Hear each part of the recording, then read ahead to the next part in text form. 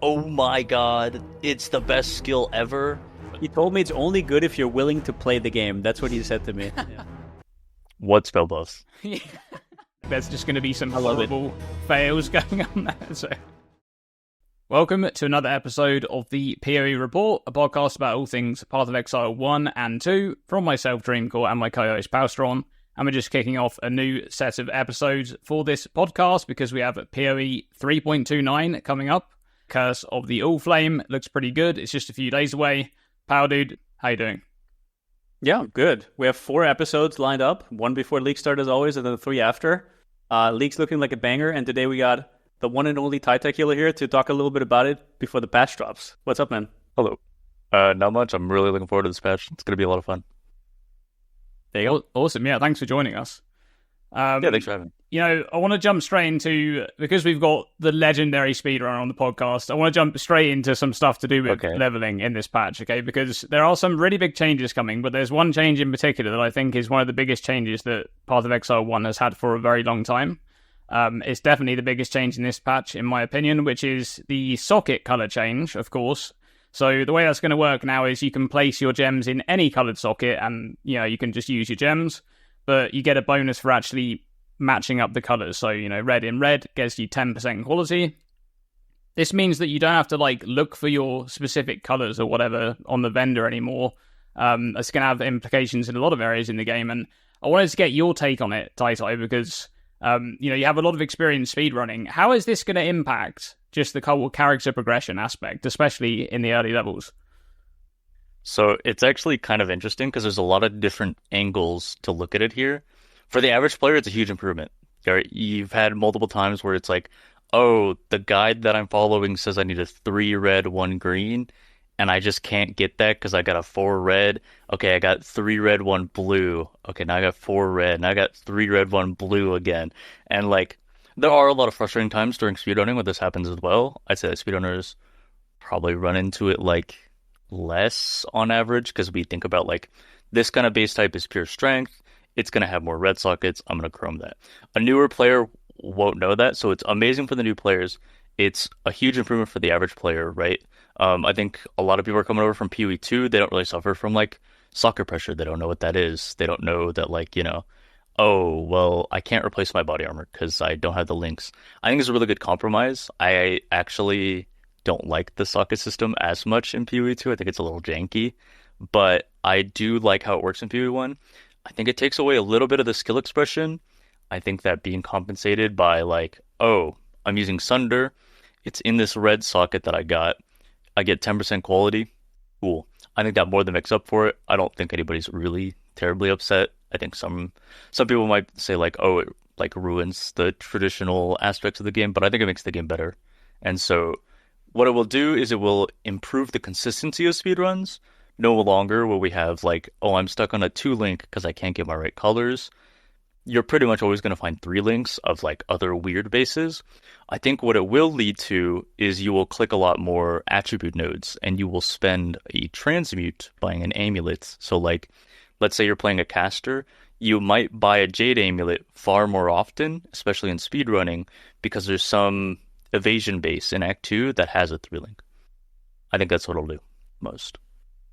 I think what Tata said with the new player stuff is exactly right. Especially when you tell them to respec into something at level 32 or 38, and it's like, oh, you need these 4 colors, and it's like, when they don't have it, they could still make it work, but they need to know what support instead of the blue, right? Like, oh, I have a green. Well, you can still make it work, but you need to know.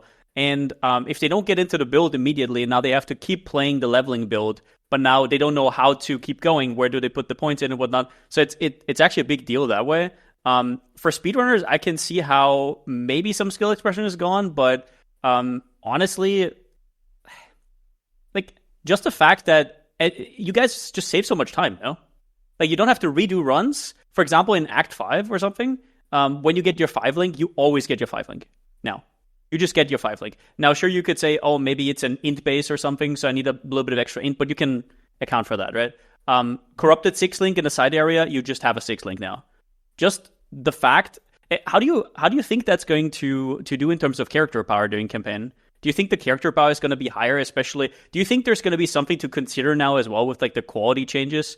Are there like skills that slightly get ahead with that? Yeah, I was gonna say, like, immediately right off the bat, 10% quality for some skills is, oh great, my skill is like zero point 0.1 meter larger for RF, and other skills are like Winter Orb, like, oh, I have an additional stage that's 12% more damage. Some skills definitely benefit disproportionately. I think that's just fine. That's just like how it goes. I think it's gonna be a lot of fun. I think we overall gain a lot of character power. I think that we're going to very consistently have a lot of four links. I think binding orbs gain a lot of value. I think that chromes will definitely be a lot rare. I've heard a lot of people talking recently about like, oh, just sell all the chrome items. Buddy, there won't be any chrome items. Exactly. You might find one red, green, blue item, but the majority of your sockets are going to be white colored, right? So you're not going to find those chromatic recipes nearly as often as you do currently. And I think you'll pretty much only ever get 10% quality on your main gem. That's going to be your priority. And like I said, some skills are really going to benefit from that. Some skills are going to, oh, that's cool, and you're not really going to think about it. On your point about like Vaal side areas, you do have to be, I think it's like eye level 50 for a 6 socket. And they do link pretty often, but like we're never going to reach that in an Act 5 run. Mm-hmm. In an Act 10 run, you're never walking into in like a league start scenario, if you're in like an eye level 50 area, you could stop by one. The only issue I have is like, let's say you're playing a skill that needs a Vaal skill, right? You're playing Cold Snap. You enter every zone that is area level 16, because that's the level that Cold Snap drops at. And then you enter every Vaal side area that you encounter after that point. Eventually, you're going to find that gem before you hit zone level 50. And now it's like, do I walk into this to try and find a corrupted 6 link? The chances are they're reasonable, but will you find one? I don't know. Personally, I'm not gonna slow my leveling down because I could just be in maps, right? Yeah. Makes sense. I think there's like 3 major sort of spikes in the game where this is going to be really, really impactful. The first is like right off of the beach, right? That's where you're going to have the huge impact, because it's like, well, I can just pick up this 3 link, this 3 link, any this 3 link. You're just gonna have that straight away. The other one is the one Pal mentioned there, where you're kind of going to get, I think you're going to get an earlier 6 link on average than you would have. And the other one is, I think, not deep into endgame, but when you're kind of like hitting maybe like yellow maps or towards red maps, you might be considering other 6 links that you wouldn't have otherwise, because it's like at that stage of progression, you wouldn't have considered a dexterity 6 link if you have, a bunch of blue gems or something like that, right? But if you have the attributes for it, now you can actually consider it. And I thought about that a little bit, like early on, in kind of, we're talking later into a league, weeks into a league or whatever, it doesn't really matter, because you could always get the off colors anyway, right? There's always a way to get there. But early on, when you don't have it, it's going to be more interesting now, because it's like, oh, I could just consider a 6 link lightning coil, my 5 blue link, right? Exactly. Or something like that, because yeah. So I think that's going to have a really high impact there in that sort of early end game. But how about Skin of the Lords, right? Like just the fact that you now have a end game chest that is actually usable, and people can actually follow you when you buy one. There's more than like, yeah. Hey, so these exact colors with this exact keystone, there's 2 of them in the entire league. This is my 10 divine challenge. You don't need it, but yeah, there's going to be a lot. There's going to be a nice little case for things like that. I do agree with the different. My first item is this Skin of the Lords I bought for 10 chaos. It's like, okay, all right. No, I do agree with your point that there are 3 different like little stages of progression that are like really key. I don't think like right off the beach is super impactful. A lot of the time you're like running with a 2 link till you complete the medicine chest quest, and then after that, the only case you could make is like, oh, if I get completely owned by like fire immune mobs, maybe we pick up not just rolling magma, but also freezing pull or something like that. Personally, I don't think I'll ever do that in a run, but you could see that. Primarily, what it'll mean is like you very consistently have your 3-link campaign. Once you hit level 24, you'll very consistently find a 4-link. It'll maybe take an attribute node or 2, and then like you said, like entering red maps. In my opinion, one of the interesting things about speedrunning is everybody loves their Act 10 runs. Everybody loves their Act 10 Katala time. Almost nobody takes their build all the way up and gets to that point where, like, man, I'm level 75. I'm entering red maps.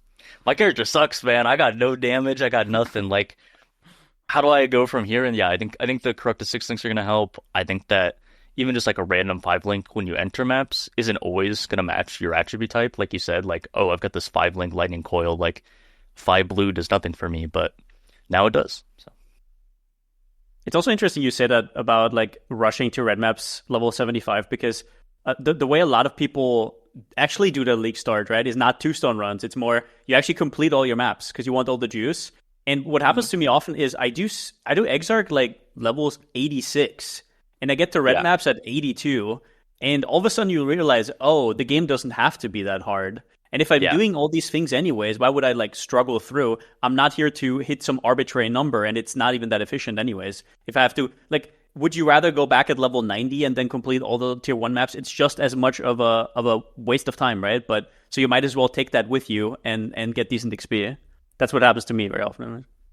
okay, so I'm working on like an Atlas guide. This is a complete tangent from what we're talking about. But I'm very interested in this kind of stuff because a lot of people, they do their Exarch and they do their Eater like pretty late, like they're like level 90 or something. And so their experience killing Exarch Eater on 2 million DPS or 1 million DPS or 800,000 DPS, very different from the 4-hour Exarch Eaters that we're doing when we have 200k, right? Our fights take several minutes long. We die multiple times in these triple damage red maps that we're trying to run. Just kind of happens when you run into content you're not ready for on a 4 revivaling. You absolutely do not have to rush as fast as we do in speedrunning. However, the absolute best bases in the game at I-80, they drop at I-84. You can always take a T16 map and run it magic in like the regions that you don't have yet. And so what I like to do is I like to rush to yellow maps as soon as humanly possible.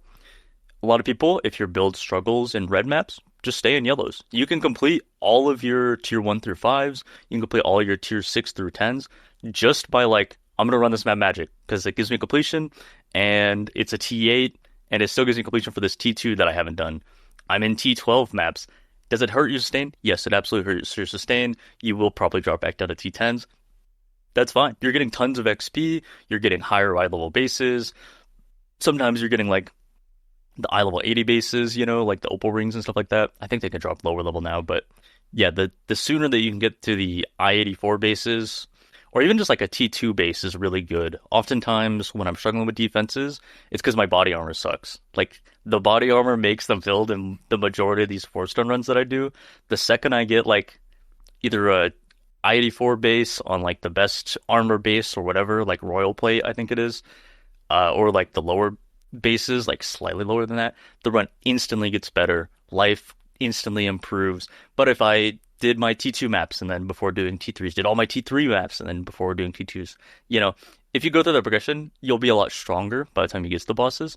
There's not much rush to get to your Void Stones nowadays, but I would say there is a rush to get like better gear and more currency. So true. Which is, I guess, on trade that is less of an issue because you can kind of leech off of the people who go above you. Yeah, exactly. Yeah, I could definitely go with that in hardcore. I've had a lot of experience with that. Just you hit a wall, and it's like I'm just gonna back off a bit. You usually know when you just get absolutely chunked in a map by something. You're already not running like major damage mods. You get absolutely chunked by something. You're like, okay, I shouldn't be here. I'm getting out. I'm gone.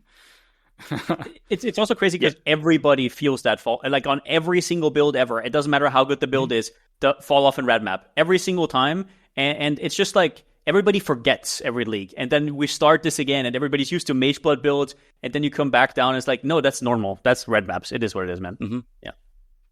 Yeah. It's been. And so one of the difficulties as a content creator is I'll recommend these builds, and then people will play the best build of the patch. And they'll get to those triple damage red maps where a hardcore player would say, yo, I gotta get out of here. This is extra chaos, steel charges, like minus max. I gotta get out of here, man. And a softcore player's like, yo, this build sucks. And it's like, that's the best build of the league. Like, there's no build in the world that's living that kind of map. You're done, buddy. Yeah. And so some people have varying results of like, oh, I followed this Junggrown build and it was terrible. Even though it's an amazing POB, they're just running maps they shouldn't be running, Yeah. So I found that it was interesting when you mentioned like no build in the world can run this map because when I recommend a build, a lot of people will forget how dangerous some of these maps are on League Start. Yeah, everyone's having different experiences. Everyone's just you just don't know what people are doing, right? When they give you their experience, you're not really sure exactly how they got there and what exactly was going on. So it's also a playstyle thing, though. I notice a lot of people don't really think about how they play their build. Like, for example, when I give somebody a totem build, they say they always have to backtrack every single time on loot. And it's like, no, but you can place the totems, like, at the edge of the screen, right? First up. Like, or they say they're squishy and they're, like, charging into a pack before they even put down a totem. Yeah, that's like the classic. So, that's the classic. You don't... That's the problem. You don't even know how they play. So you can't even, like, analyze what they're doing wrong, because you look at their POV and you're like, wait, this should be fine, but I don't know what's the issue there, right? Like that can be hard. Yeah. You know, Tai, you mentioned a little while ago you talked about rolling magma, and we got to talk about rolling magma because it is being changed in this patch. It's been the meta leveling for a very long time, rolling magma into Firestorm at some point. I think that the patch notes kind of lacks the exact changes, right? They said that it was like it's getting lower damage and effectiveness at level 1. I don't know if they said onwards, but I assume it said the lower levels it's just going to be lower, right, and scale gradually up. It's going to be higher damage past level 20. I want to get your impression on this. What do you think is going to be kind of the meta leveling setup for spells now? So there's definitely a world where we just go, all right, guys, we're playing the same rolling magma, but now it's worse. We did this with Orbistorm Stormblast Mine for like 6 years of like, got nerfed, doesn't matter, still playing it. We don't know how big the nerfs are, so I can't say definitively, this is what we're playing, guys. There's also a lot of different spells that are like pretty usable, especially like if you just kind of like Paul said, like just go a little slower during your early levels. In my opinion, the newest leveling setup can be anywhere from like wander skills. I know Jungroan really likes leveling with like Kinetic Fusillade, for example. Even though it got like changed in the patch notes, still going to be totally fine for leveling. Using like kinetic bolts or whatever that thing is called. Yeah, it's bolts and blast is 20. Kinetic bolt plus like flame wall. Some people really like Frostbomb Freezing Pulse. Frostbomb applies exposure for cold. Not many people know that. They're buffing it in the patch notes. We might go back to using Frostbomb in leveling. Someone like me, if rolling magma sucks, I'm just going back to Orbistorm Stormblast Mine. I love that playstyle. I think almost no matter what, if you're a caster, if you can use Holy Flame Totem and Flame Wall, you'll pretty much always use that. I think it's great for killing rares. I think it's great for killing bosses like Brutus. You're not really going to use it much like after Merveil. So I think that's kind of the setup that we're looking at for casters. There might be a world where like you're playing a shadow caster, so you just take generic damage and play like Cobra Lash or something. So that could happen, but we're not sure. I was going to ask, do you ever see a world where with the Fireball buff, and I'm assuming that's also at level 1, at least from what we think, if it's buffed, like let's say 20%, for example, at level 1, which sounds realistic, do you ever feel like that's a play, maybe because it starts out with 25% chance to ignite and it's kind of like cozy instead of rolling magma? Yeah? No. No, not really. I mean, there is a world where like I have a complete misread of the spell buffs, but to be honest with you, like most of these spell buffs look like super placebo. Like if you told me that Slams got nerfed by like 8%, they're still on my tier list. They're still super up there. A lot of these spells, they're a little underwhelming in their buffs. So I don't think there's going to be anything that's like, oh, but you have to level with it. People are losing their minds over Freezing Pulse because Freezing Pulse is going from, I think it's like a 1 projectile to like 3 or 5 in endgame. 5, yeah. But that's when the gem is level 20, and you're still going to have 1 projectile level 1. Yeah. And when you get to 2 projectiles, they're not going to shotgun. Otherwise, that skill would be broken. Yeah. If it's shotgun 5 times, hey, we're all playing freezing pulse. But I tried that skill out because I did not remember. By the way, I tried it out on mines. I thought it would like fan out like crazy. It's like 70 degree with 5 projectiles or something. That's it.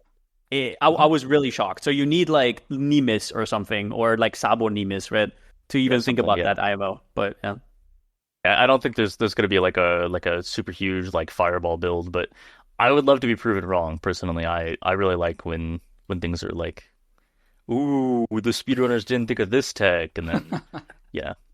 I was just thinking because you could slam on, like, you could make up for the 25% chance to ignite, and you can maybe even slap on LMP, and you don't get the less multi on the ignite, right? So it's like, I don't know, maybe. This guy's got some tech. Yeah, maybe it's tech. I don't know. There is, okay, this is another little tangent. There is some drama, if you will, in the PoE community, and it happens every league. It happens every league where some content, it could be any one of us, makes a tier list, and people are mad because a lot of skills will move around, and the skills are like popular streamers said this thing will be good. A lot of that is just because like somebody that's really good at speedrunning is really confident on a skill being buffed, and I don't have the time to test out Fireball LMP, and so I'm like, oh, it looks pretty good. I mean, if Ben says it, it's probably true, and then it comes out and it's either dog or I say, oh, Fireball LMP looks horrible because why would I believe Palstron for anything Act 1 related? And then Ben plays it. I'm like, oh my god, it's the best skill ever. Ben's a genius. Just how it goes, guys. It's just how it is. Is what it is. There's one other big change that's coming for leveling, which is the faster attacks support being purchasable on all classes. That means that it's going to be purchasable on the Witch and the Templar now. There's faster casting there as well, but I think that's the not so important change. How much? I'm kind of interested in how much speed you think this is going to add to takeaway, I guess, for a run. So faster attacks not being available to certain classes has always been like a huge plague. It's one of the biggest gems as to why we're like, why doesn't every class get every skill gem? I still think that like after you free the Scion, there should be an option that's like, hey, on every character you make on this account, do you want to see every single gem? Because you can make an argument for like, oh, the new players would be overwhelmed if they saw every single skill gem in the game the second they talk to Nessa. But personally, I think that like if you're an experienced player, you kind of like have an idea of like what you want. You could set up a regex of what gems you want. You don't really need a regex to look for your blue anymore.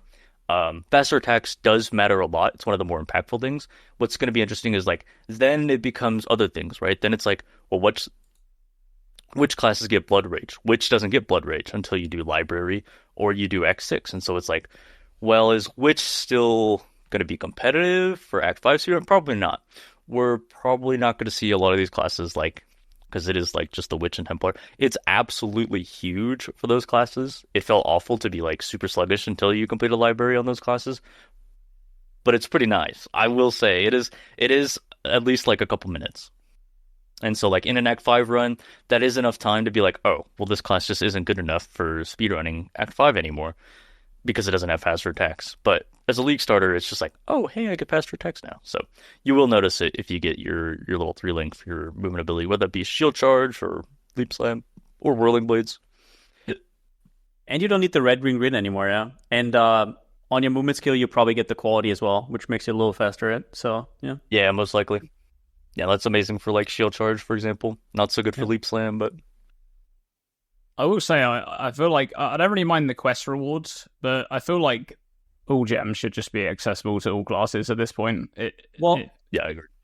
I guess the one point I was going to say, the one point against that Dreamcore would be that this game already has like no class identity. It's already so stripped because every class can use every skill or whatever. It's not Diablo-esque enough. And so you could maybe argue at least it has some minute differences. Or you could maybe argue for speedrunners it's a mini like skill thing to know like what gems are. Puzzle to solve kind of thing. Yeah. Okay, I see that. Yeah. I mean, I don't really mind how they kind of like... It's like a first playthrough thing anyway, right? You played through it once, it doesn't really matter anymore, but... Yeah, I can definitely see that on the class identity. It goes even further in PoE 1, right? Because like even the weapons don't really have much identity, like between the different melee and things like that. So, yeah. Personally, I feel like that's what's amazing about Path of Exile. I really like that there's like, oh, I'm playing a Marauder, but check out this, Rolling Magma Holy Flame Totem build I'm playing till I get, RF at 16. And then the cast animation is just absolutely awful on Marauder. Oh, it's horrible. Oh, it's terrible. I never recommend people to level Pox RF as a caster. Just speaking of that, I don't know if you saw the new Pox video for the RF changes this patch, but he actually said in that video that he's going to be changing his guide to level with melee now because of the gem socket changes. So that's a. I mean, personally, whenever I've played RF, I've always leveled as melee anyway because it's just. I just think it just feels better. I don't really like the whole like muling a witch all the way to 4 to, buy gems and stuff, but. I've been telling Pox for the longest time. We've been playing some Warcraft 3 customs lately, but I've always told him, like, bro, you just gotta level as melee, like, it's so much better. He's like, yeah, but it's for the new players, and, like, the average player isn't gonna, like, do this 25-point swap over on Cruel Lab. Like, nobody wants to do that. And I was like, I do. Anyways, go ahead. Yeah, one of the last topics I want to touch on just on the leveling is we have a new Scion Ascendancy. We actually now have 3 Scion Ascendancies, which is wild because just a couple of patches ago we still only had the 1, right? And we now have the Luminary, which is this Ascendancy that's going to be able to have a permanent mercenary. The reason why I wanted to just highlight this one in terms of leveling is because the Scion is just this historical, terrible leveling character as like a first pick for a league start. Is just horrible. You don't start in a favorable position for your first lab. You don't even get an Ascendancy.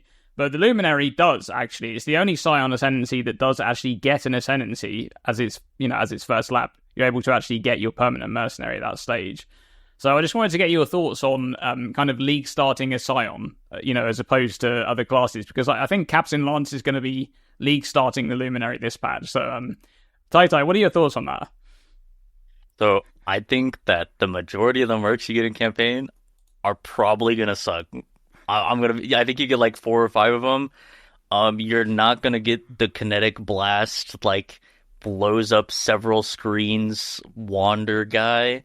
You're gonna be playing this like probably like a mediocre caster until you can swap to like a mediocre aura bot in like Act 3, and your builds kind of struggle. Maybe it'll be fine. I'd love to be proven wrong. Like, oh, I'm league starting a Scion, so what I'll do is I'll level as the Luminary until I'm like level 80 or something. That'd be cool. I don't think that's gonna happen. I think what'll happen is it'll be like marginally slower than like any conventional leveling class, right? You might, instead of a 5-hour Act 10, do like a 5.5-hour Act 10. For some people, that's totally fine.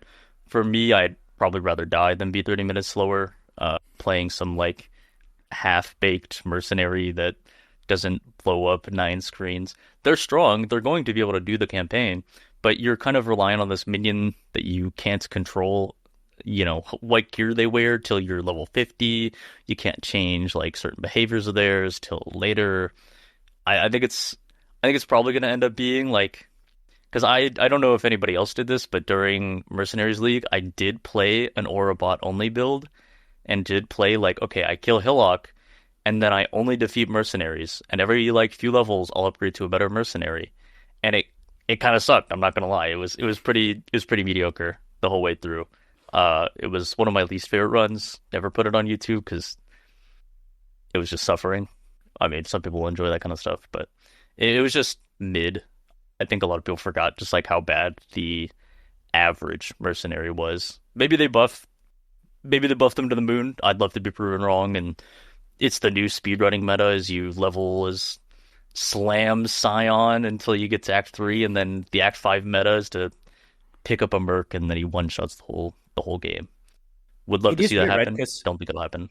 It is weird because in Mercenary, that was the whole thing. We got power creep through mercs, and everybody remembers like Doriani's and like all these fully equipped mercs that could just use 10 uniques, right? Which now we can't because you start out picking 2 points for just the base node, and then what? Are you going to waste all your nodes on uniques? No, you're probably going to go Flame Link or Auras or whatever, right? So you maybe you have like space for 2 uniques, let's say, or maybe 3. And then the weird thing is, but now you're giving up your Ascendancy. So you're like, where other classes are like, oh, I have golems or I have adrenaline. You're like, I have this buddy right here that I cannot change the items of. I don't even know what he does. He probably has no aura.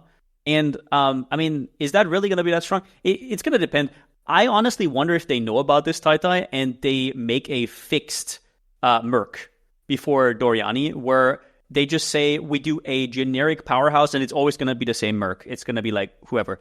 And it's going to be like a decent bow character or like a decent wander, and it just kind of carries you through campaign-ish. Because that would be the only way where it would actually make sense to me. But it is GGG, so they're not against just destroying you, right? So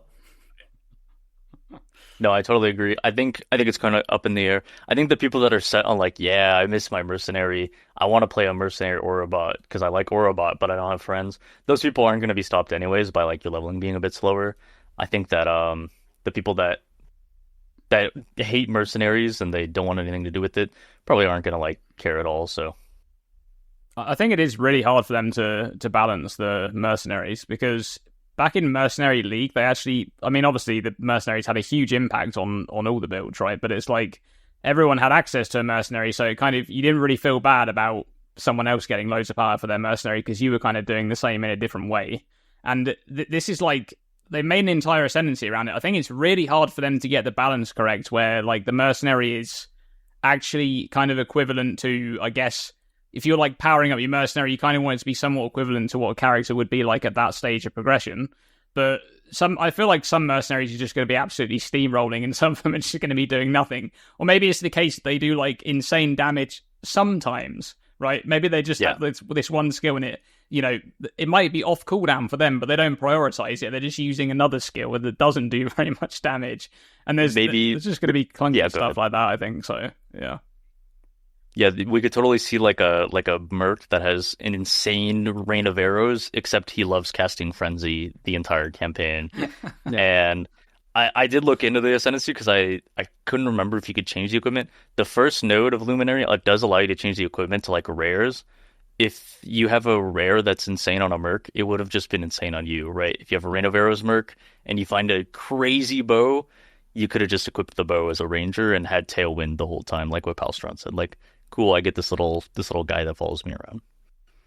So I think it's interesting. It's probably not going to impact speedrunning. I don't know almost anybody that's like, I can't wait to have a mercenary permanently. But for the people that like it, I think it's really cool. I think it's a good addition to the game. I don't know about you guys. Like, I think it's always been weird that Scion always had one and then had two, and Scion's this like weird ascendancy. So I think or this weird class. So I think it makes sense that it gets a weird ascendancy. Personally, it's also the most PoE2 ascendancy, in my opinion. It's like, it's so weird. They put so much work into this because now they have to balance mercenaries just for one ascendancy, basically. And they do that in PoE2 all the time, where they're like, oh, we have this ascendancy, we're going to have to change every single quality in the game, right? Every single gem is going to have a different quality.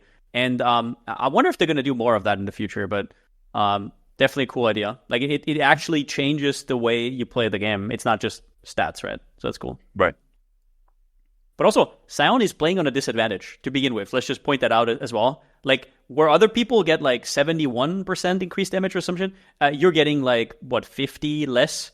Or you're getting like 30% less. Depends on where you're going, but yeah, you're usually getting substantially less because, like, you know, a bow character gets things like Fury Bolts, whereas like a bow character as Scion gets like 24% projectile damage and then nothing for a long time. Yeah.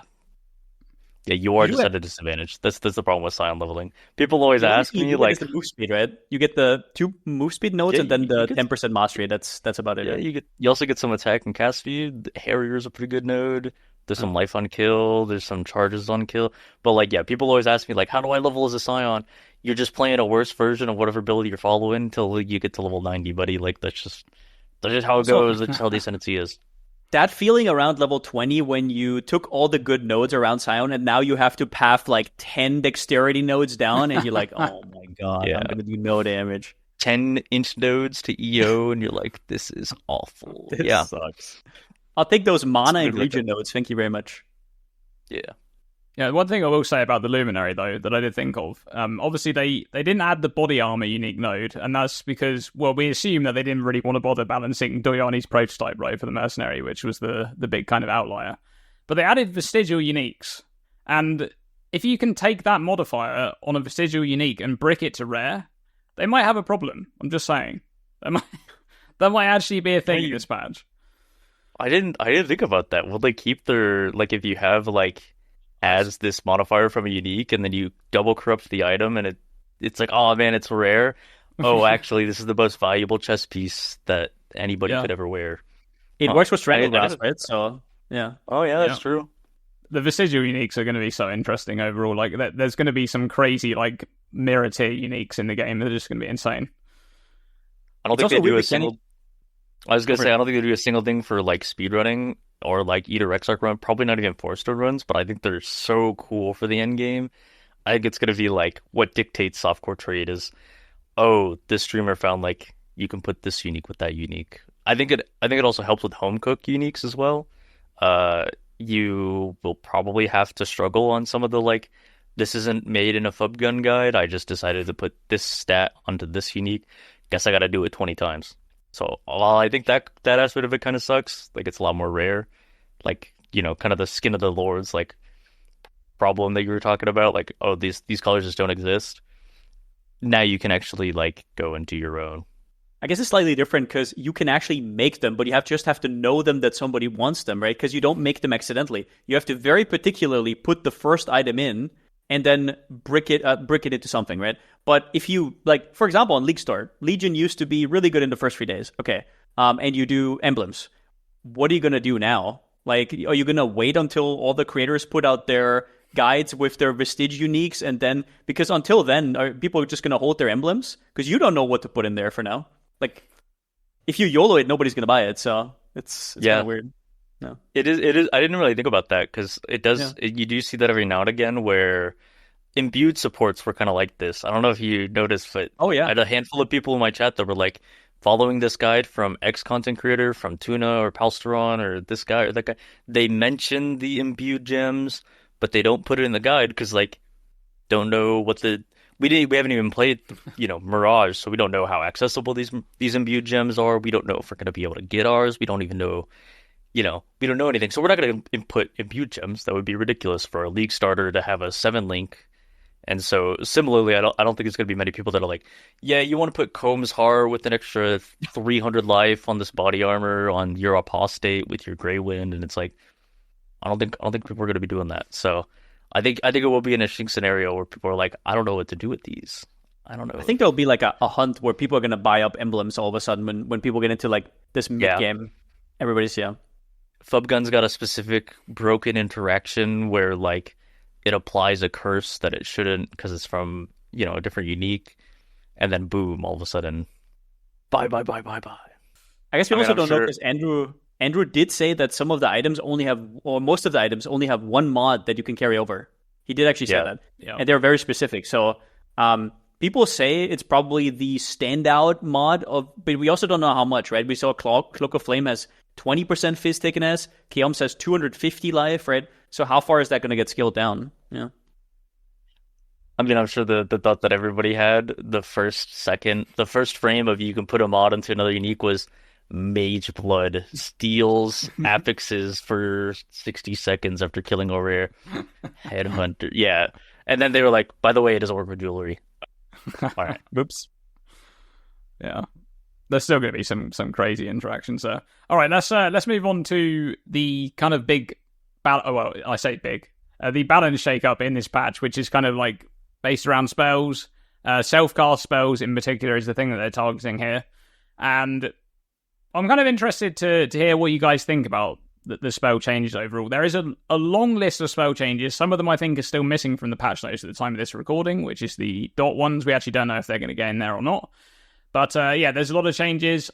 In my opinion, some of them kind of feel like they missed the mark. There are some outliers which are quite big. We'll talk about a few of those in a moment. But Tai, let's go to you first. What do you think about the spell buffs? What spell buffs? now just like some of the spell buffs are like, I think I talked about it for a second earlier. Like a lot of these don't really do much. I noticed they will say things like, change this spell to do 40% more damage at gem level 20. Okay, what about gem level 5? Like, what's the gem looking like in Act 2? Like, I kind of don't know. Like, Rolling Magma is worse at level 1. Okay, I don't know what that means. Thanks. I think we will get the gem information in like a few days, and it'll be like, oh, okay, Rolling Magma leveling's dead, or Rolling Magma leveling's fine. In my opinion, a lot of the spells kind of needed I know you're going to talk about Winter Orb most likely because that is one of the most outlierish spells. But I think a lot more spells needed that kind of treatment, like multiple projectiles and insane damage, and it has better quality of life. And so, like, in the opposite of, like, you know, really OP like skills in the past getting triple tapped, I think a lot of really underutilized skills needed to be triple buffed. And so it wasn't. I know we have the new Awakened Gems, or what are they called? They're not Awakened Gems anymore. They're called Exceptional Gems. I know we have Exceptional Gems, and everybody keeps yelling at me that, like, some of these new gems are going to be, or some of these new spells, like getting 10% damage and Baydats is going to be amazing. You're not rocking up to your first T12 map with the Baydats. Yep. You know, there's no exceptional gem that you're going to be equipping in yellow maps. The same gem that felt awful in Act 2 before, still going to feel awful in Act 2, because guess what? That Awakened Gem isn't saving you there.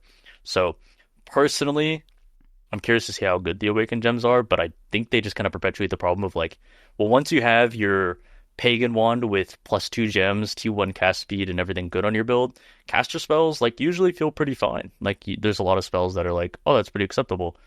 I think on League Start, we're still going to be suffering on, like, 80% of the buffs skills.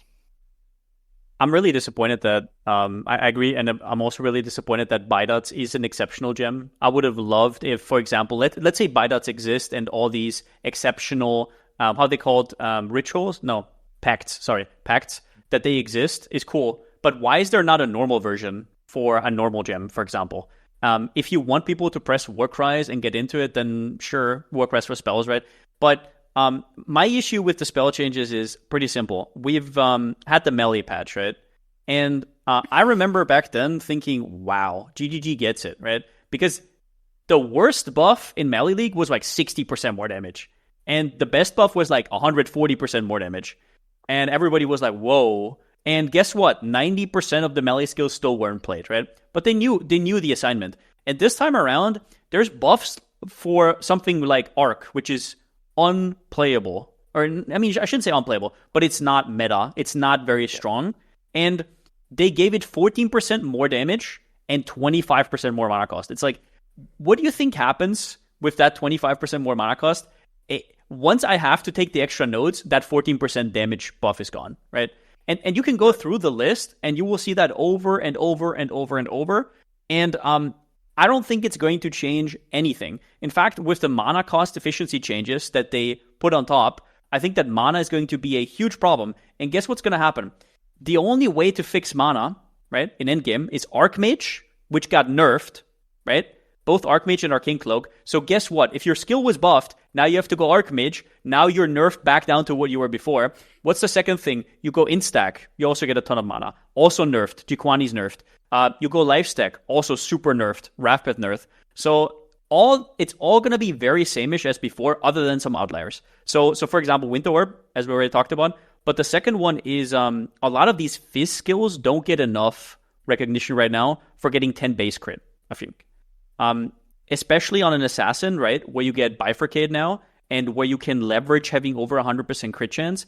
There's already skills that are good. Like Blade Blast of Unloading is already a decent skill. Blade Blast itself, it's a little bit wacky, but it's already a decent skill. And all those are getting like +4 base crit.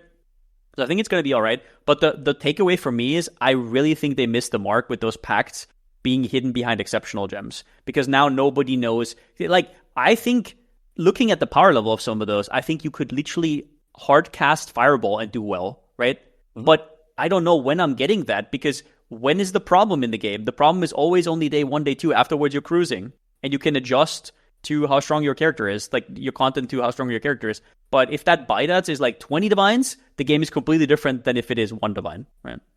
You know, with the spell changes, this is not a perfect comparison, but I've got to take you guys back to quite a long time ago, like patch 3.12, around that era, Heist League, right? Around there to Ultimatum. We had this slam category comes into the game, right? Melee slams. And with them, a bunch of war cries are there, right? Now, of course, as you just mentioned, these are exceptional gems, so it's not quite the same. But if you guys remember, probably about half or maybe even more of the damage on those builds were literally just coming from the one war cry, right? You would just constantly use your slammer, you get like 30% more, 60% more, 90% more, like just huge amounts of damage, right? Just from the Warcry. That's what this feels like. This feels like all of the power is tied up in those exceptional gems, the Pact Skills. And for some spells, it is so much damage, actually. I was looking at, I got my eye on Vaal, for example, right now, because it just looks insane. If you can empower one of those spells with two of the packs at the same time, like the one for Vaal skills and the spell one at the same time, it's probably going to be like a 2.5 or 3.5 damage multiplier, like just ridiculous damage, right? And that's what it feels like. It feels like we're at that stage now for spellcasters. So maybe in 15 leagues time, we're going to get we're going to make the transition into the actual, buff patch where they actually kind of do the thing where, this thing's double damage now, or this thing's like 70% more, and we actually get the meaningful changes. Because for a while we had those like band-aid Warcries on slams, and eventually they had to remove the damage from the Warcries because they were just completely ridiculous, right? The build basically didn't exist without this one Warcry, and it was being completely band-aided by that one thing. So they had to actually remove that first to then go in and change it. And I feel like that's going to be the same with these Pact Skills. They're going to carry the entire category, actually. The entire category of self-cast spells is going to be carried by these Pact Skills for a while.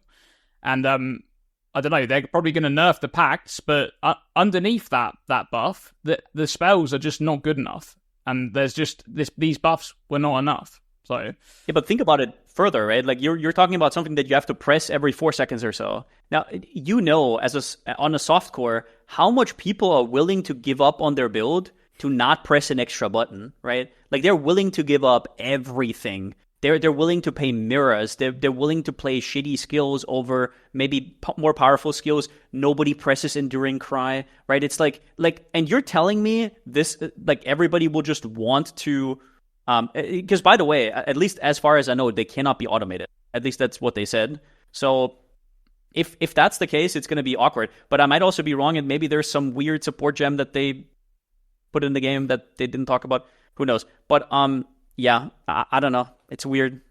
It's nothing I want to play. I don't know.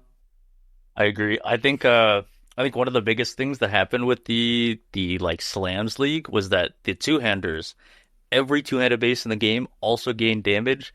I thought it was strange that if they really want to push like, oh, this is a caster league, I feel like, Arc losing 0.1 second cast time could have really benefited from like an Omen Wand gaining an extra 5% spell damage. Super minor thing, not gonna completely change the landscape of build balance, but I think it would have been nice to see if we're really going for like a big caster league. I think we're going to see the majority of. Or was that only on staves? Did they change flat? They changed flat on staves, and then not only that, they changed some of the bases for wands as well, I believe. But they're like kind of nothing burger, Okay. Yeah. The staff buffs are pretty big, but I don't know if it's going to be enough for people to want to actually use them. The problem with staves is always the same, right? It's not even necessarily staves itself. It's just that you can't use shield charge. Yeah. And until you have enough cast speed, Frostblink of Wintry Blast, I don't know if you ever tried that skill on an early game character. It feels fucking awful. Like on shield charge, you can cheese also with you can get attack speed and you can get Quicksilver on top. So you're always going to feel decent. But man, Frostblink of Wintry Blast until you get all your character together is pretty rough. And what else are you going to use on staves? That's, I guess, the question. Like, are you going to flame dash around? I don't know. Yeah, that is no idea. I did look at the patch notes. There are 3 wands that previously gave flat damage, but like it was at the point where that amount of flat damage was meaningless. I kind of want like more stuff like the Moonstone Ring, where instead of providing 25 ES, now gives 10% cast speed. Those kind of things are really good for pushing like this is a caster league versus like, oh, a Demon's Horn is like going to be usable as an upgrade if you're playing a cold skill damage, because you don't need the added fire from what it used to give. Now it gives just spell damage. So kind of going a bit back to what they used to do. I noticed they didn't change Goat's Horn, which is great. But yeah, they did buff stabs quite a lot. But again, it runs into the problem of like what do you use to get around? Lightning Warp, less duration, faster casting. Like it did get a faster cast time, Lightning Warp, right? So did it? Yeah, 0.6. Yeah, maybe. I don't huge, know. Huge change. The thing is, there's gonna be people that will like league start things and they're fine. Inherently, it's a PvE game. You can go as slow as you want. If you want to clear a map in 25 minutes, you can do that. You will be just fine. But a lot of these things that we're talking about, it's like, oh, well, shield charge plus frostblink is like 30 seconds faster than frostblink wintry blast at this breakpoint of cast speed. So why would you ever use that? And people are like, I just don't want to use shield charge, or I don't like the two buttons, like what Balstrom was saying. So a lot of people, they don't mind it. Yeah. One of the big spells though that was buffed is Winter Orb. We did touch on it a little bit there, and I think we should discuss it a little bit because it's the one that's getting hyped up a lot right now. Pretty huge change because it now has an extra projectile as soon as you pick it up, and then it gets another one by the time it reaches level 20. Tai, what do you think about the Winter Orb changes? I think it's great. I think more skills should have that. I think it's not just the crit chance and the damage and the projectile. Obviously, those are all great. The chance to freeze on some of these cold skills are so nice. One of the biggest problems that you run into with things like a Herald of Ice build is your Winter Orb doesn't like kill the whole pack, and it's got a bunch of these little stragglers, and then it's got to like fire more projectiles at the stragglers, and it can't fire a projectile at the new pack, or it fires a projectile at the new pack, and you're like, oh wait, but actually there's like two little like rats that are on low HP. Herald of Ice just solves that. But I need crit chance to apply freeze super consistently, or I got to pick up a bunch of chance. Just has base freeze chance now. It's gonna feel good, in my opinion. In my opinion, I was hoping for more things like, oh, this just starts with an extra projectile and has more damage and has like better functionality. But we didn't see that many things, I think. It's also huge because they, in 3.26, which they introduced Mystic Refractor, the one that gives up to 3 additional projectiles. And that one has always been kind of under the radar. Not really under the radar, but just not used as much because it was really, really relevant. Not that many shotgun skills. But now, I mean, Winter Orb has a really nice power spike there in mid-game with that weapon. And in endgame, I mean, everybody's just going to go power charge stacking because that's the only thing they actually buffed instead of nerfed, right? So, I don't know. We'll have to see. Winter Orb looks incredible. I think people are going to be fine. I don't know if, like, I know some people are talking about like Creeping Frost, going Creeping Frost plus Winter Orb. I don't know if that's even going to be necessary. We'll have to see. But I saw that. I think it's really good. Yeah, sure. I think it's really good. I trust FaZe on his judgment. I will say the Winter Orb build, I played it recently, very squishy. Some people are going to pull up. They're going to have like 2 life wheels and be like, wow, which is not as tanky as I remember it being.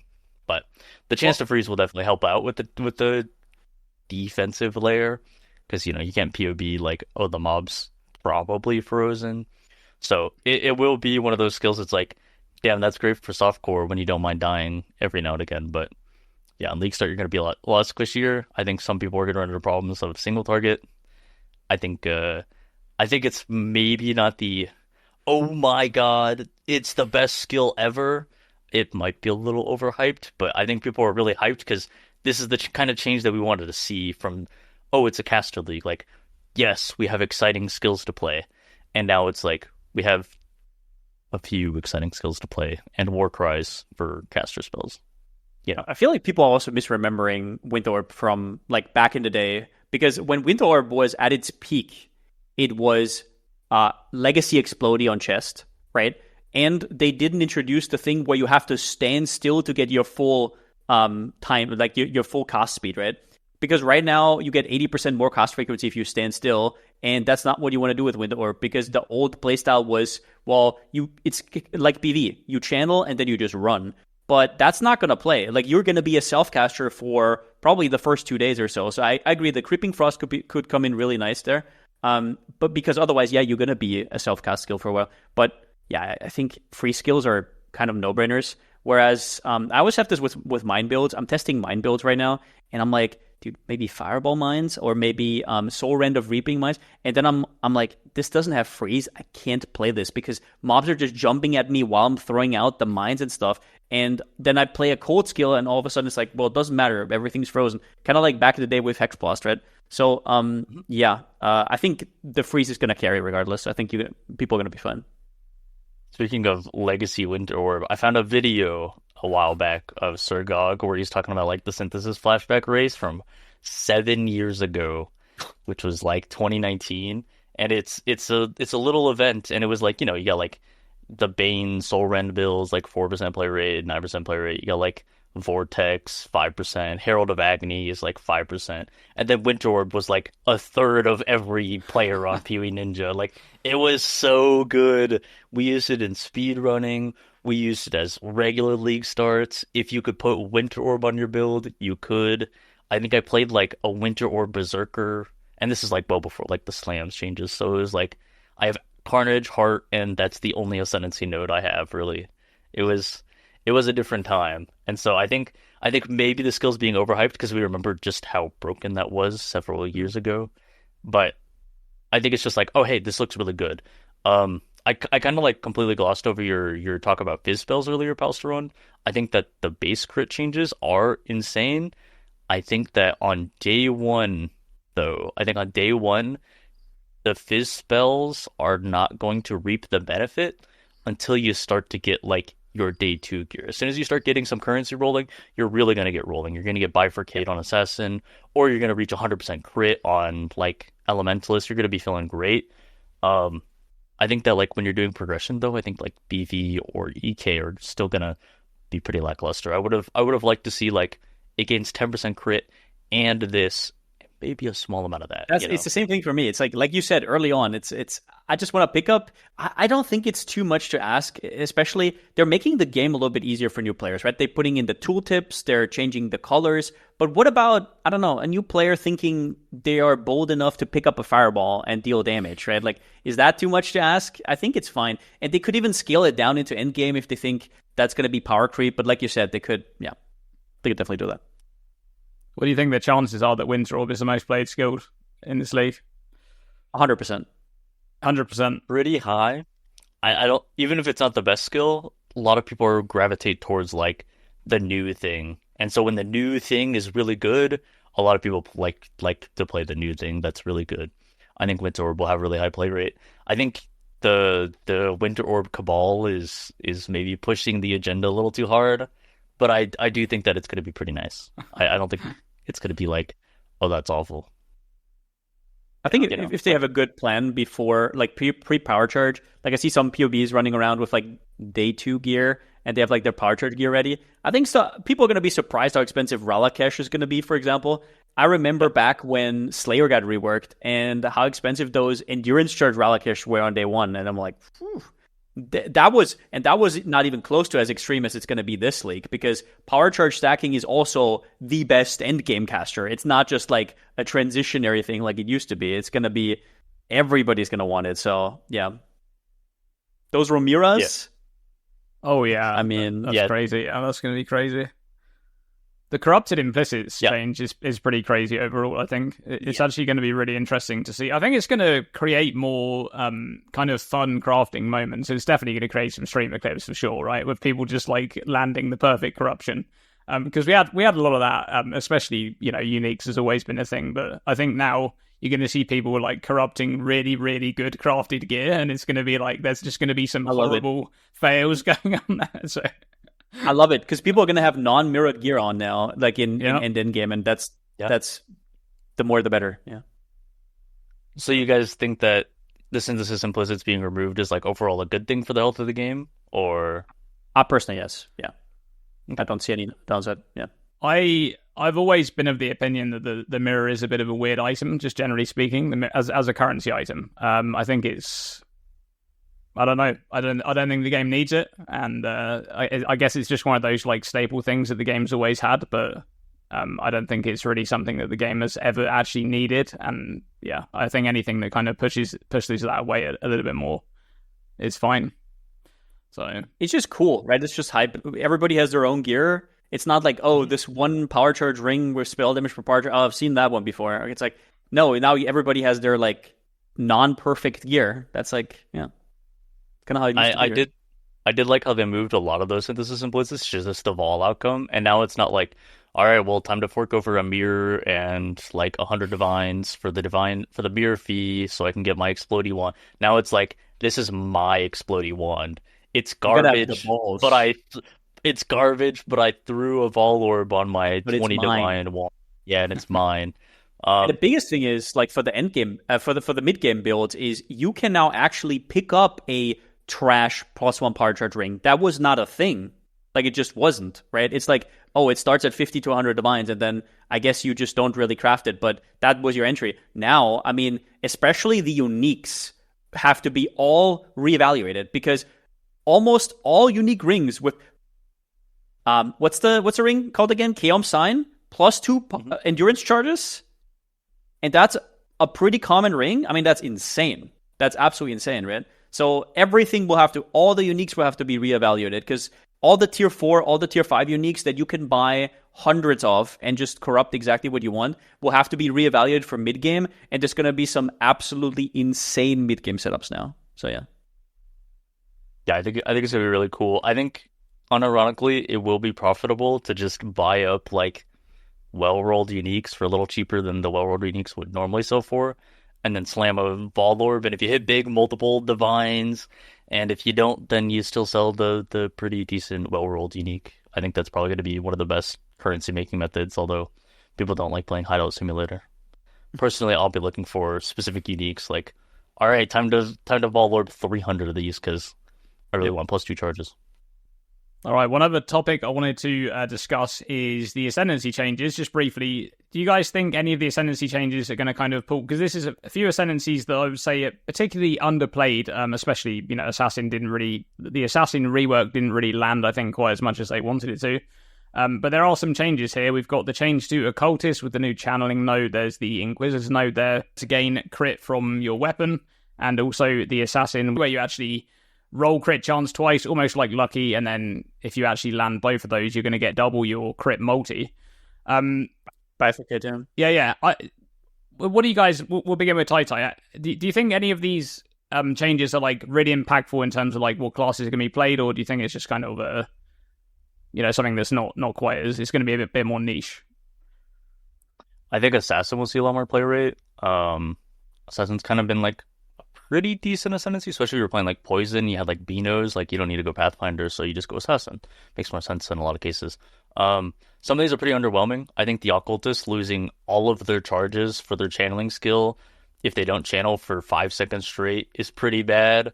You're not going to be running around the map with all the charges. It does help when like, oh, I'm on like my Shaper Elder fights and I'm in the early league. Like, okay, I can stand still, Frostblink, stand still, Frostblink, doing an extra 50% more damage there is pretty good. I think for the majority of the time, like if you're playing a channeling build, you probably want those benefits all the time. And then why does it have a more cost multiplier? Do we really need to be doing this right now? Do some of these need the PoE2 design of like has a downside just because? I don't know. I think these could have been like purely upsides. I think the Inquisitor one is pretty whatever. Maybe it sees more play rate. Hierophant got nerfed, I think, and then I think Assassin's Bifurcate is probably the best one out of any of them. Did anything else receive a change? Oh, there's the Inquisitor got the Assassin node, right? The Sandstorm Visage crit equal to your Wanderer, or your weapon. I don't know if that changes that much, but yeah, go ahead. I was going to say one thing about that one is that it comes off of the Battle Mage node, right? I think I would have preferred if that one just came off of the Ascendancy. Because it kind of shoehorns you into like now you're basically crafting like a full attack based wand to actually benefit from, or not, just weapon. Generally speaking, you need all the front loaded damage on the prefixes. You need the crit on the suffix. Like you're basically just crafting an attack weapon at that point, and that's what it is. I would have preferred if it was coming off of the initial Ascendancy, so you could actually make that choice. And maybe you could have like a spellcaster weapon, which then also has crit on it, and there would be some kind of interesting thing there where you could make a choice. But there's also, I guess the Inquisitor did also receive the change to the buff that it gets, which is that like really weird thing where you have to attack once per second to actually get the buff up. I know that Nukian was actually looking at that, and I've played with that once before. It's very, very clunky, I have to say. He told me it's only good if you're willing to play the game. That's what he said to me. Yeah.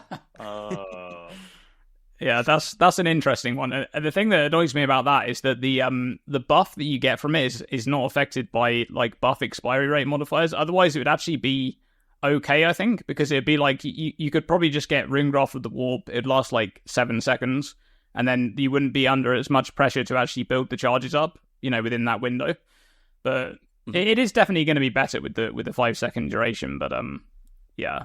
So Assassin got the biggest buff by a mile. And I'm not even just talking about Bifurcate, because one of the problems with power charge stacking was that you would overcap on crit so hard.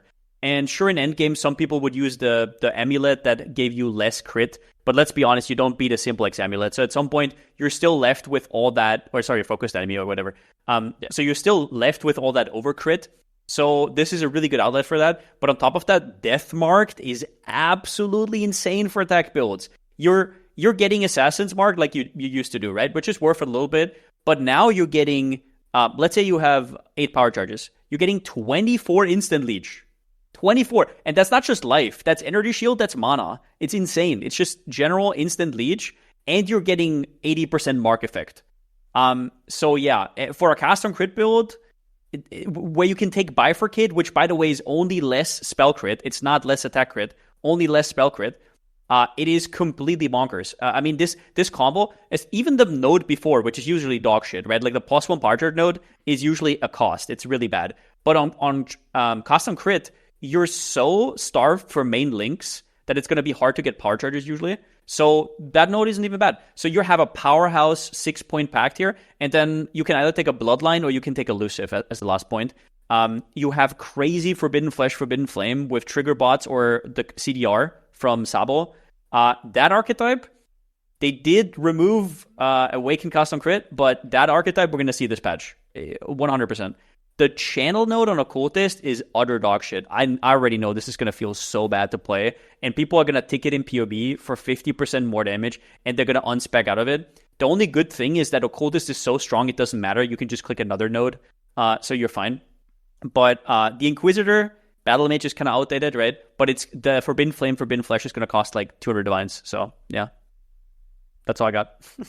I didn't even think about the fact that the Bifurcate, like, I don't think the Bifurcate, like, damage, like, multi-thing affects attacks, but, like, the fact that you could use custom crit and, like, your crit chance isn't lowered, I didn't even think about that. I was just like, oh, all your crit chance? I double-checked it. Nope, it's just less spell crit in general. I'm a little confused on exactly how Bifurcate works. Basically, like, rolls your crit chance twice, right? Yeah. And then if it lands at one time... Oh, go ahead. Yeah, so what happens is... once it's a crit, and it's a normal crit. If both crits succeed, your multi gets doubled. Exactly. Does it get double? Does it get... Sorry, go ahead. If you don't crit, it gives you lucky and it lets you try again, but it doesn't give you anything else. And if you hit both crit rolls, so you crit and crit, then you get 100% more critical strike damage.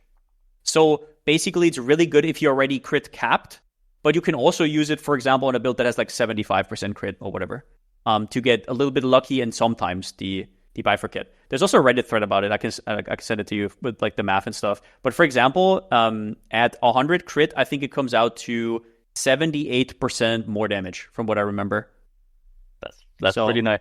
I guess my question is like, let's say you have 300 multi, you Bifurcate. Does it increase the multi from 300 to 400? Does it double it from 300 to 600? Or does it like literally multiply it to like... I think it goes from 300 to 500, like, unless I'm cooked. Is it 300 to 500? Because it only... 600? Yeah. Everything over 100. Yeah. Because everything like over your normal crit damage doubles. Yeah. Okay, that was the confusing part of math. Yeah. I think so. Because otherwise it would always be 100% more damage, right? But the formula shows you that it goes higher and higher towards 100% more damage the more crit multi you have. So it has to be...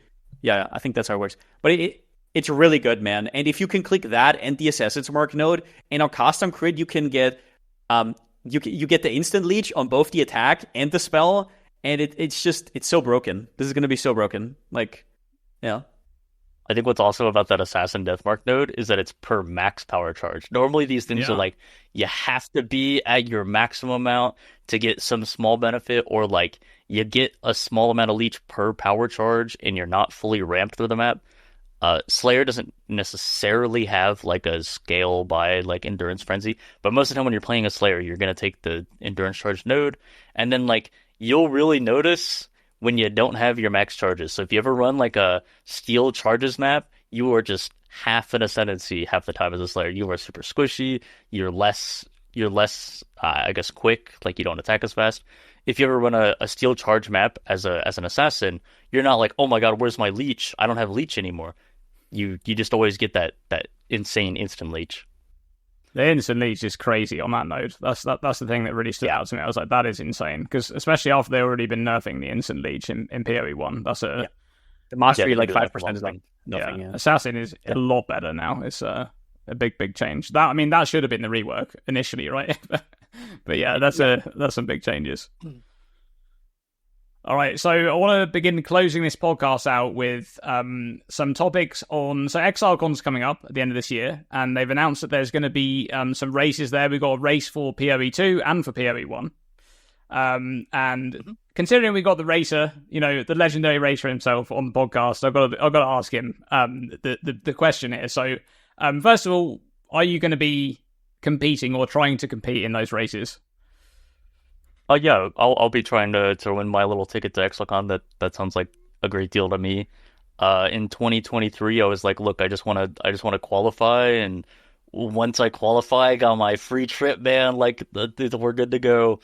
Obviously, I don't want to like embarrass myself on the stage, but some of these guys, they're insane. They're really good. I think the competition this upcoming ExileCon will be the most interesting to watch. I think Exile is insane. I think Alex Bloodboard is insane. I'm sure Havoc is raring to go. If we don't have Tide 23, I don't know many other people that I'd be competing against a handful of other people in that case.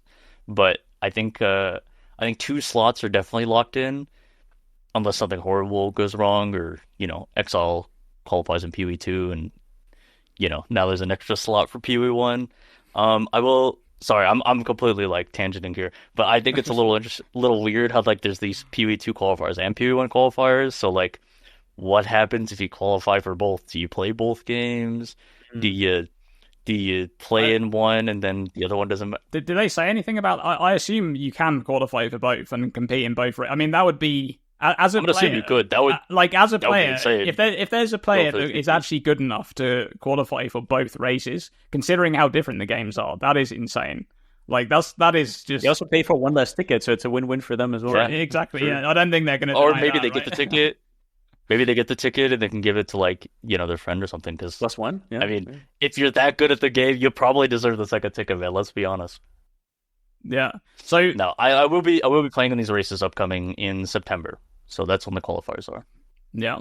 And on that topic, obviously you're kind of in PoE1. You've been racing, doing stuff in PoE1 for ages, and when it comes to PoE2, we haven't seen you doing too much racing.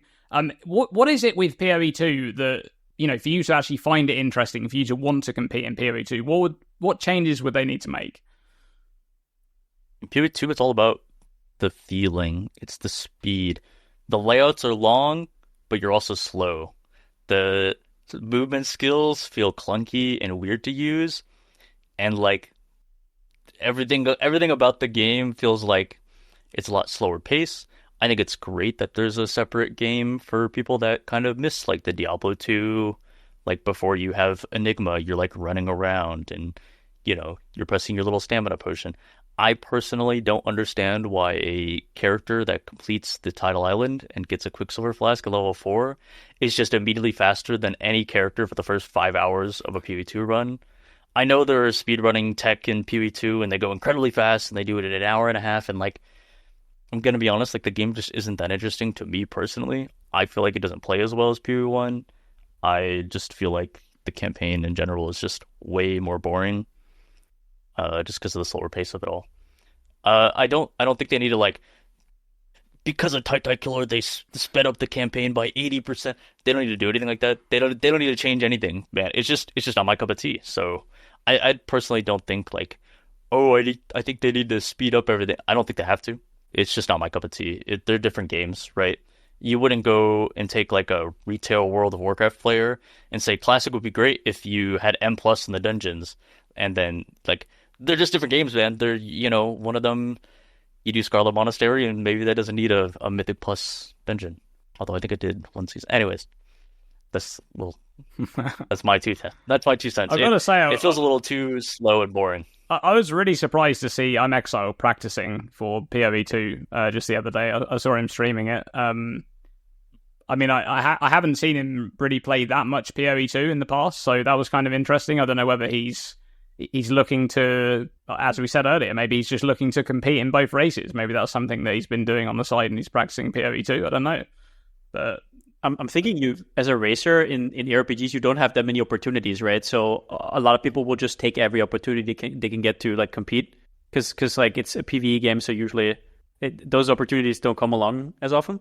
But I'm also interested what it would take. I'm just like kind of baffled by how involved some PoE2 racers already are, like with the layouts and whatnot, when 1.0 is not even out. I would think that it's just so much time for something that will probably change a million times over. So are you maybe also waiting, Tata, are you waiting a little bit for the time? Let's say you enjoyed it right now. Would you actually play it, or would you still wait a little bit until stuff kind of settled down and you can actually learn the game, quote unquote? I don't think there's ever a point of like, oh, everything that I do in progress will just be like gone because they changed all the layouts and they changed all the skill. Personally, if I'm having fun doing something, I don't care if it goes away in like a day. They could be changing the patch like tomorrow, and if I'm having fun, I'm gonna play the game. I think that yeah, they're probably gonna change the game a lot in 1.0, and I think it probably won't look the same as what we have right now. I think a lot of the speedrunning tech will probably change, and 1.1 will come out, and that'll change. But like, I don't really like worry about how different the game will be. At no point in my PoE1 career was I like, man, 3.15 is going to come out and Expedition's going to, ruin flasks forever. I was just having fun, running around a Metamorph League, like, just doing damn. Like, at every point, it's just been like, oh, there's a race coming up. Sounds like a lot of fun. And you're right, it is inherently a PvE game, and so, like, there's not many times to rise up muscles a bit, I guess. Yeah.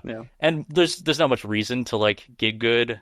And so you will see some content creators like, hey, I think this build is pretty good, but they're not a top speedrunner, so their opinion isn't taken seriously. But I don't know. I think the little side tangent about PoE Racing is that there's different brackets of skill that's very intriguing, and to the average person, it's like, oh, that guy's either fast or he's really slow, or like that guy's like kind of in the middle. In speedrunning, there's kind of like rankings of like anywhere from like bronze to challenger. And even within like higher ranks of like, oh, Killer's really good, but he's not quite like Exile. Like the gap is huge. Even if somebody's like a minute behind consistently or like 5 minutes behind consistently, like that gap is insane, because going from a 5-hour Act 10 to a 4.5-hour Act 10 is like, I guess like going from like a 15-hour Act 10 to an 8-hour Act 10, it's actually very easy. You just watch a run, you plan your leveling route a lot faster or like a little bit better. You know, like where your gems are at. It's very easy to go from like 16 hours or 15 hours to 8 hours. Going like from 4 hours to 3 hours is pretty difficult. Going from 3 hours to 2.5 hours, or even like, 2 hours and 50 minutes to 2 hours and 45 minutes is actually so much harder than going from 16 hours to 8 hours. So the skill is very exponential in speedrunning, and it's not very RNG at like the super high end majority of the time. Chance Orb exclusive. Probably less so even now with the colors, right? Like, do you think this is gonna allow people to practice more because they have to brick less runs, maybe? We just kind of like accepted that the runs are bricked. Practicing for ExileCon is different from a speedrun. A speedrun, you're getting to Act 5, didn't get your 3-link, boom, you're back on the coast. Yeah. Doing another run. How do you need to adapt? Didn't get a 3-link. Yeah. When you practice for a race, you practice for the worst case scenario. Yeah. Oh man, I only have a 2-link. That could happen in the race. That you never know. Finish all those? You finish like all the practices? You don't have to if you don't want to, but I personally, even when a run is going horribly wrong, I go, how can I make this not go horribly wrong? Mm-hmm. And what I find is that a lot of the time there's not much variation in the time that I'm getting at the end. It's pretty much all down to skill. It's down to like little minutia, like little details. That most people. Also, you can still get lucky later on, right? Like you don't know. Yeah. Right. Like, yeah. You could not get a 3-link in Act 2 and be like, wow, this is super unlucky. And then the second you kill a mob in Act 3, boom, your 4-link is on the ground. Like, oh, all right, well that saves it. Yeah. All right. Well, I look forward to watching those qualifiers in September because they're going to be really fun to watch. I actually always enjoy watching those. The ones and obviously the final race at ExileCon has always been fun to watch. So I look forward to watching that. Tai, thanks for joining us on the PoE Report. It's been really fun having you on. Yeah, thanks for inviting me. I had a lot of fun today. I was a little nervous, but you guys are fun to talk to. Awesome, yeah. And if you're working on any content, let people know where to find you and what you're working on. I'm over at twitch.tv/TitanKiller. You can follow me on Twitter or YouTube as well. I'm working on an Atlas guide. I did like a really shameless self-plug earlier. Sorry about that. I didn't ask for permission if I could do that. I'm going to see if it's all right. And then I'm working on like a gearing guide as well. So like when I'm going through these, when I'm going through like a 4-stone run, I have different like, I mean, they're honestly like super like explanatory. Like you click the essence on the item piece and then you get a good item. But I find that a lot of people struggle when they start to enter like maps or they start to get to red maps or I don't get to 1 million DPS on Maven or, you know, how do I scale from here? So it's just kind of talking about stuff like that.